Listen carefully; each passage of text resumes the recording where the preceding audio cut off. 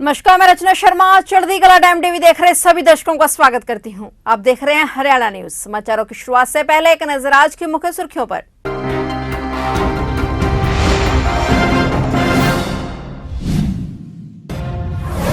मुख्यमंत्री मनोहर लाल ने आज प्रदेश को दी 2000 करोड़ की परियोजनाओं की सौगात। सीएम ने करनाल में डॉक्टर मंगल सेन सभागार में विभिन्न राज्य स्तरीय परियोजनाओं का किया उद्घाटन व शिलान्यास।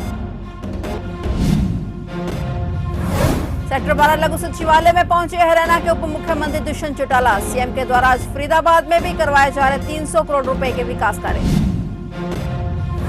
पंचायत में विकास मंत्री देवेंद्र बबली ने थाने का किया औचक निरीक्षण। मंत्री के आने की सूचना के बाद थाने के कर्मचारियों में मची अफरा तफरी।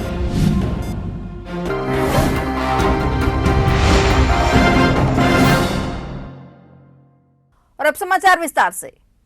हरियाणा के मुख्यमंत्री मनोहर लाल ने आज प्रदेश को 2000 करोड़ से अधिक की परियोजनाओं की सौगात दी है। मुख्यमंत्री मनोहर लाल ने 4 सितंबर को करनाल में डॉक्टर मंगल सेन सभागार में विभिन्न राज्य स्तरीय परियोजनाओं का उद्घाटन व शिलान्यास किया। मुख्यमंत्री मनोहर लाल ने ऑनलाइन माध्यम से प्रदेश भर की करीब 2000 करोड़ रुपए की लागत की कुल 96 परियोजनाओं का उद्घाटन व 73 परियोजनाओं का शिलान्यास किया। इस दौरान जिलों में भी कार्यक्रम आयोजित किए गए हैं, जिनमें उप मुख्यमंत्री, मंत्री और सांसद एवं विधायक मौजूद रहे। उल्लेखनीय है कि मुख्यमंत्री पहले भी समय की बचत के लिए एक ही स्थान से ही प्रदेश भर की कई परियोजनाओं का उद्घाटन कर चुके हैं। उनका मकसद समय की बचत के साथ साथ कार्यक्रमों पर होने वाले खर्चे को कम करना है। वहीं मुख्यमंत्री के दौरे के चलते प्रशासनिक अमले को भी उनके साथ रहना पड़ता है। इसके चलते कई काम प्रभावित होते हैं। इसी के चलते मुख्यमंत्री ऑनलाइन माध्यम से परियोजनाओं का उद्घाटन और शिलान्यास करते हैं। हमने एक इंजीनियरिंग का एक पोर्टल बनाया है, इंजीनियरिंग वर्क्स पोर्टल। आगे से जितने भी कॉन्ट्रैक्टर हैं वो कॉन्ट्रैक्ट लेने में उसका उपयोग करेंगे ताकि सब चीज़ें पारदर्शी हो जाए। किसी को भी कॉन्ट्रैक्ट लेने में कहीं इधर उधर किसी अधिकारी के या किसी और व्यक्ति के चक्कर ना काटने पड़े। उसको सीधा पारदर्शी तरीके से, चाहे उसके आईएम भी भरनी होगी, चाहे उसमें उसका कोटेशन भरनी होगी, कितने का उसका मानो टेंडर है, और पारदर्शी तरीके से उसको मिलेगा। पूरी स्पेसिफिकेशन उसके अंदर भरी जाएंगी। एक हमने ये किया है। एक अथॉरिटी बना रहे हैं, क्वालिटी कंट्रोल अथॉरिटी, ताकि जितने भी ऐसे काम हैं उसकी क्वालिटी क्या है उसका एक मैकेनिज्म होगा, उसको चेक किया जाएगा। मैं आज एक आह्वान करना चाहता हूं हरियाणा की जनता से कि आप इन चीज़ों को ठीक करने के लिए एक सहयोग करें। बहुत जल्दी हम एक मैकेनिज्म बनाने वाले हैं और उस मैकेनिज्म में जैसा क्राउड सोर्सिंग के माध्यम से जानकारियां लेनी होती हैं, तो पूरी जनता से हम जानकारी लेने चाहते हैं कि जो ऐसे नए प्रोजेक्ट हैं उन प्रोजेक्ट्स के बारे में, क्वालिटी के बारे में, वहाँ कोई यानी भ्रष्टाचार की कोई घटना है या कोई मिक्सिंग हुई है या कोई सब स्टैंडर्ड चीज़ें लगती हैं, तो ऐसी चीज़ों के बारे में जो भी जानकार लोग हमें उस पोर्टल पर जानकारी देंगे। आम जनता को आह्वान कर रहा हूँ मैं, तो उसका निश्चित रूप से प्रारंभिक एक जांच की जाएगी। प्रारंभिक जांच के बाद यदि दोषी पाया जाता है तो उसके खिलाफ जो कार्रवाई सरकारी नियमों के अनुसार ज़्यादा कठोर कार्रवाई की जा सकती है वो कार्रवाई की जाएगी। दोषी को दंडित किया जाएगा। आवश्यकता पड़ी तो उस प्रोजेक्ट को दोबारा बनाने के लिए भी और उसको कहा जाएगा। आज फरीदाबाद के सेक्टर 12 लघु सचिवालय में हरियाणा के उप मुख्यमंत्री दुष्यंत चौटाला पहुंचे और आज हरियाणा में मुख्यमंत्री मनोहर लाल ने 2000 करोड़ रुपए के विकास कार्यों का शिलान्यास और उद्घाटन किया, जिनमें से फरीदाबाद में लगभग 300 करोड़ रुपए के विकास कार्य करवाए जाएंगे। उप मुख्यमंत्री दुष्यंत चौटाला ने कहा कि आज हरियाणा में मुख्यमंत्री मनोहर लाल ने 2000 करोड़ रुपए के विकास कार्यों का शिलान्यास और उद्घाटन किया है, जिनमें से फरीदाबाद में लगभग 300 करोड़ रुपए के विकास कार्य करवाए जाएंगे। उत्तर प्रदेश और फरीदाबाद की कनेक्टिविटी अच्छी हो, इसको लेकर भी रोड का शिलान्यास किया गया है। जेवर एयरपोर्ट की कनेक्टिविटी फरीदाबाद के थ्रू दिल्ली तक होगी और फरीदाबाद के थ्रू दिल्ली तक होगी। प्रदेश में लगभग विकास कार्य किए जा रहे हैं। और इस दौरान पत्रकारों द्वारा पूछे गए सवालों के दौरान डिप्टी सीएम दुष्यंत चौटाला ने कांग्रेस पार्टी को भी निशाने पर लिया। अनेक डिपार्टमेंट्स के प्रोजेक्ट्स फरीदाबाद में इनॉग्रेट हुए, लगभग 2000 करोड़ के पूरे प्रदेश में 22 के 22 जिलों के अंदर इनॉग्रेट हुए। और जो सरकार का प्रयास है डेवलपमेंट को एक नई प्रगति देना, उसके ऊपर हमारा लक्ष्य हम अचीव कर रहे हैं। मैं तो बधाई दूंगा कि एक लंबी मांग यमुना कैनाल क्रॉसिंग की जो थी झावड़ी वाली, उसके आज हमने टेकअप किया है। साथ में जो फरीदाबाद से KGP तक एक नैरो हमारा ड्राइव वे था, उस कनेक्टिविटी को बेहतर करा गया। आज उसको 4 लेने के लिए हमने ले जाने का काम किया है। 3 ऐसे सब स्टेशन पावर के हैं जो फरीदाबाद को 24 hours undivided electricity, uninterrupted electricity दे पाए, उसके ऊपर कदम उठाए। 2 स्कूल की बिल्डिंग कंप्लीट हुई, उसका भी इनॉग्रेशन आज ले किया गया। और एक तो प्रधानमंत्री का सपना था कि हर जिले में सॉइल टेस्टिंग लैब, फरीदाबाद की सॉइल टेस्टिंग लैब को आज ग्रेटर नोएडा से ग्रेटर फरीदाबाद की कनेक्टिविटी लंबा इंतजार खत्म होने वाला है। कितना अभी तो 3-4 प्रोजेक्ट्स और हम टेकअप कर रहे हैं NHAI के साथ।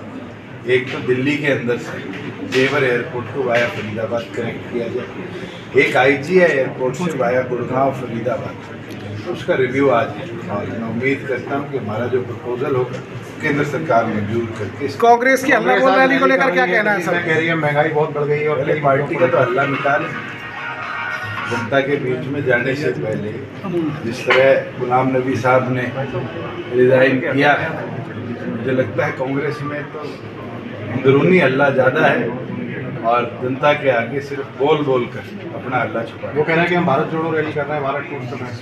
चलिए करिए, पहले पार्टी तो जोड़ ली थी, तिनका करके सारी कांग्रेस की चली और आज वो भारत जोड़ने की बात करते हैं, जिन्हें भारत को लूटने का और तोड़ने का।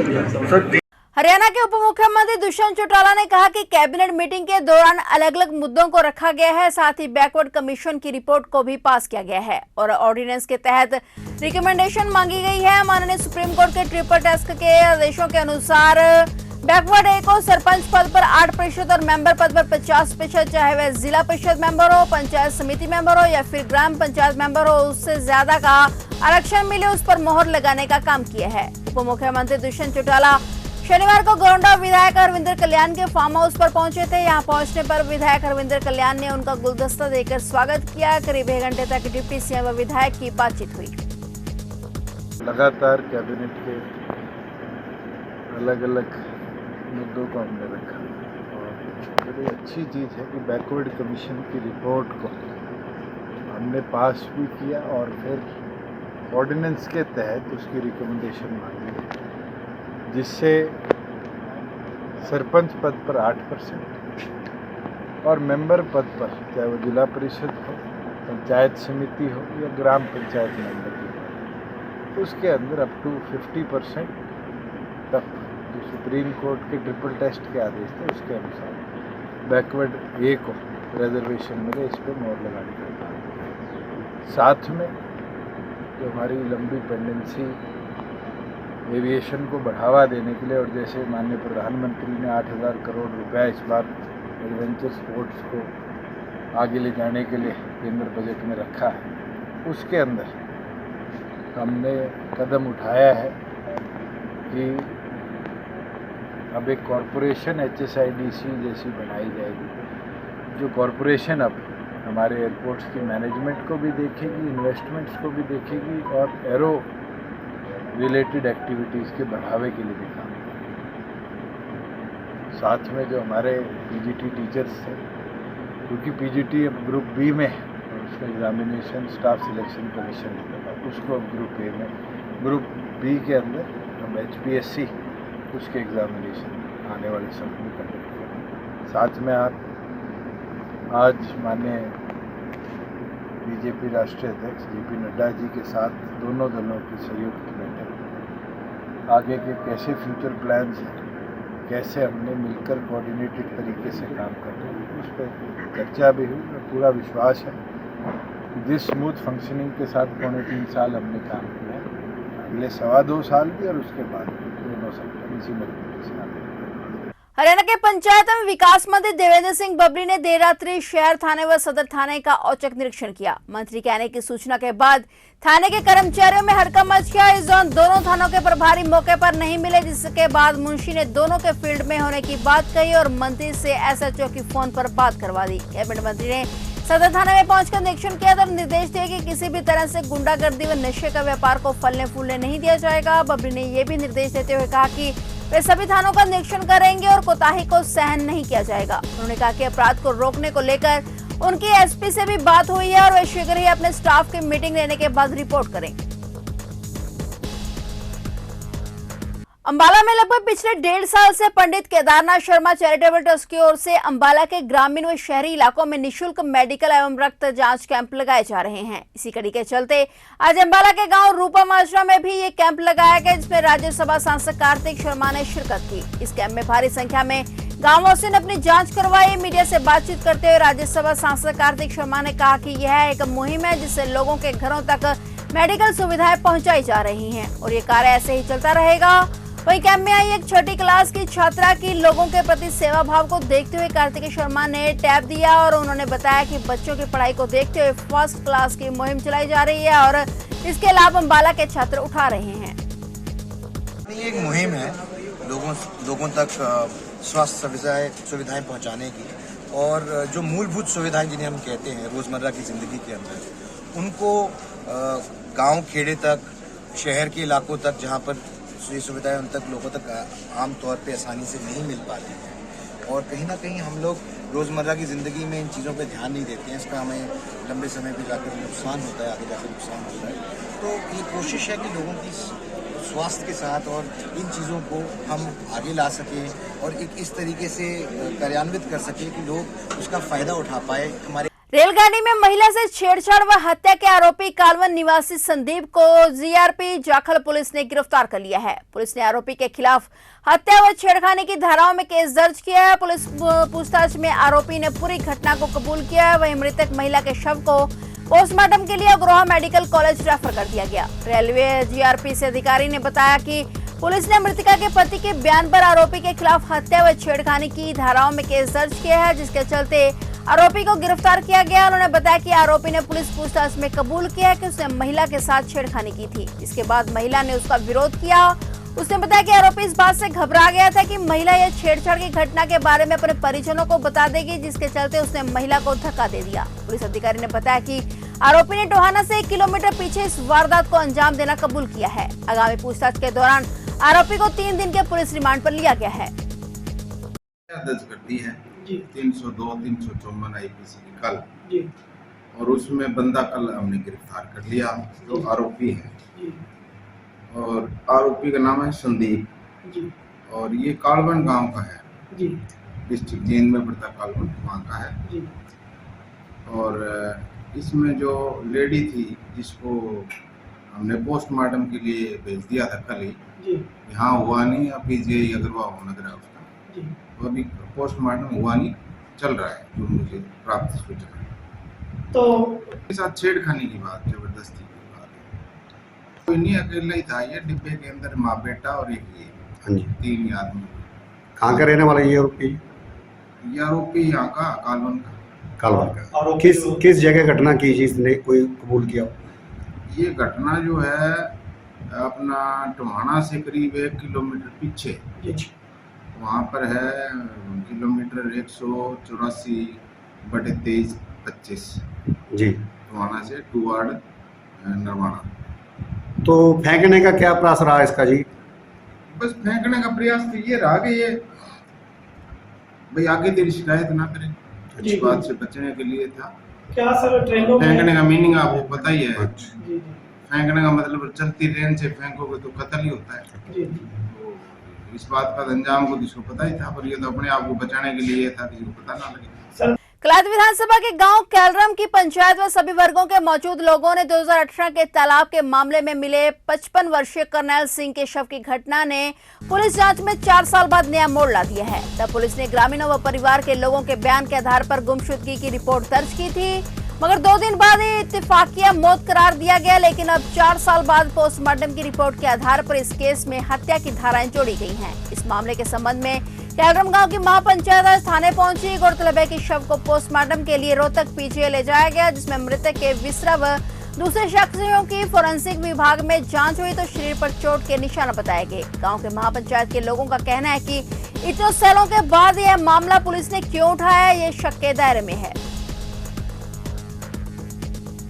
हम थाना परिसर लाइट में 36 बरादरी के लोग पहुंचे हैं, क्योंकि 4-5 साल पहले हमारे गांव का करनैल उर्फ कैला कोम वाल्मीकि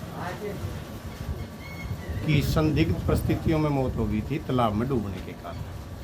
तो उसका पोस्टमार्टम हुआ था, गांव में अमन चैन शांति थी, वे चलो ये डूब के मर गया।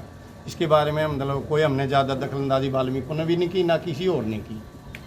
लेकिन परसों यहाँ का जो SHO है बलदेव सिंह गांव में गया है, वाल्मीकियों को धमकाया है कि आप इसका जो मर्डर हुआ है तो इसकी हम छानबीन करेंगे, आपसे लड़ाई हुई है या इस आपके गली मोहल्ले में हुई है। उनको भी बेचारों को मतलब खामखाई चिंता में डाल दिया। भाई 5 साल पहले मौत हुई थी, आज उनके ऊपर मर्डर थोप रहे हैं। तो उसके बाद फिर जहाँ ये सीरी था, जबकि उस दिन जब ये मरता है उस दिन ये रात को ये जीरी की उखाड़ी जाया करते। 3-4 और पड़ोसी थे वहाँ खेत में, तो उन्होंने और भैये भी थे, भैयों से भी तसल्ली वाल्मीकियों ने भी कर ली थी। घर वालों ने पेटा भर गया था, भाई ये गया नहीं वास्तव में है। उम्र इसकी करीब 55 के आसपास ही होगी। हाँ, तो ये बेचारा दारू पी लेता था, बाकी इसकी किसी के साथ बहस भी नहीं थी। तो उस टाइम 11वां महीना में धुंध बहुत ज़्यादा थी। हम तो ये नहीं कहा कि रास्ता भूल गया हो सकता है वापस गांव की ओर आया हो, और घर का भी नहीं मतलब दिखे तालाब की। इनके 100 गज की दूरी पे तालाब है, 100 से भी 50 गज की दूरी पे हुआ तालाब। तो ये तालाब की तरफ इसके गिर गया। बुक्कड़ थी, बुक्कड़ खुली नहीं मेरे ख्याल का इसकी, वैसे डूबने से मौत हुई। हमारा तो मतलब लगभग पेटा ही हो जाए। हाँ, अरे तालाब में हमारा एक दूसरा तालाब में कम से कम 3-4 मर लिए। हाँ, 5-6। हरियाणा में स्कूली बच्चों के लिए खेल का आगाज हो चुका है। 2 साल के बाद इस बार अंबाला में राज्य स्तरीय खेल प्रतियोगिताएं होने जा रही हैं। जिससे पहले अंबाला में भी ब्लॉक स्तरीय खेल प्रतियोगिताएं चल रही हैं। इसमें अंबाला के लगभग सभी स्कूलों के विद्यार्थी हिस्सा ले रहे हैं। डिस्ट्रिक्ट खेल अधिकारी भीम सिंह ने बताया कि हरियाणा सरकार के द्वारा स्कूली बच्चों के लिए हर साल खेल प्रतियोगिताएं करवाई जाती हैं और इस बार 1 सितंबर से लेकर 6 सितंबर तक ब्लॉक लेवल प्रतियोगिताएं करवाई जा रही हैं और उसके बाद डिस्ट्रिक्ट लेवल पर ये प्रतियोगिताएं करवाई जाएंगी। और 19 सितंबर को राज्य स्तरीय जिम्नास्टिक और स्विमिंग की प्रतियोगिताएं अंबाला में आयोजित होंगी। ये निर्देशालय हरियाणा सरकार के आदेश थे, उसके आदेश थे 1 तारीख से लेकर और 6 तारीख तक हमने ब्लॉक स्तरीय टूर्नामेंट कराने और 8 तारीख से लेकर 14 तारीख तक जिला स्तरीय टूर्नामेंट कराने। ब्लॉक स्तर के ऊपर हमने प्रत्येक ब्लॉक में अलग अलग प्रिंसिपल को, हेड को सचिव बना दिया गया है, जो इन टूर्नामेंट को देख रहे हैं। इनकी देखरेख में बहुत अच्छे ढंग से टूर्नामेंट हो रहे हैं और इसमें लगभग 31 जो वो गेम है वो हैं, जिनमें प्रत्येक ब्लॉक से अलग अलग गेमों में खिलाड़ी भाग लेंगे। कलायत को धर्मनगरी कहलाने वाली धरा पर वैश्विक कोरोना काल के बाद ऐतिहासिक श्री जहार वीर पीर स्थल पर छड़ियों का मेला आपसी सौहार्द व भाईचारे की मिसाल कायम कर गया। महिलाओं व बच्चों में इस उत्सव को लेकर भारी उत्साह है और मेले में महिलाओं ने भी जमकर खरीदारी की। मेले के दौरान व्यवस्था को भी बनाने के लिए प्रबंध समिति द्वारा मेले को सजाने के लिए जगह जगह अलॉट की गई। पुलिस जिला कप्तान मकसूद अहमद के निर्देश पर थाना प्रभारी बलदेव सिंह मलिक द्वारा सुरक्षा के कड़े इंतजाम किए गए। छड़ियों के अलावा गुग्गा मड़ी तक दंडवत करते आए हुए श्रद्धालु भी आकर्षण का केंद्र रहे। कलायत में मेला जवाहर वीर की माड़ी पे लगा हुआ है। ये मेला हर साल ऐसे ही हर्षोल्लास के साथ मनाया जाता है। मेले में बड़ी दूर दूर से श्रद्धालु आते हैं और इस मेले को पूरे कलायत गांव के छत्ती बिरादरी के सभी लोग प्यार प्रेम से मनाते हैं। तो इस मेले में जो छड़ी आती है ये कहाँ से आती है? जो ये छड़ी आती है अलग अलग लोगों की अपनी अपनी आस्थाएं हैं। अलग अलग जो भगत हैं वो सब अपनी अपनी छड़ी लेके आते हैं। फिलहाल हरियाणा के समाचारों में इतना ही और नए समाचारों के साथ फिर से हाजिर होंगे। तब तक के लिए देखते रहिए चढ़ती कला टाइम टीवी।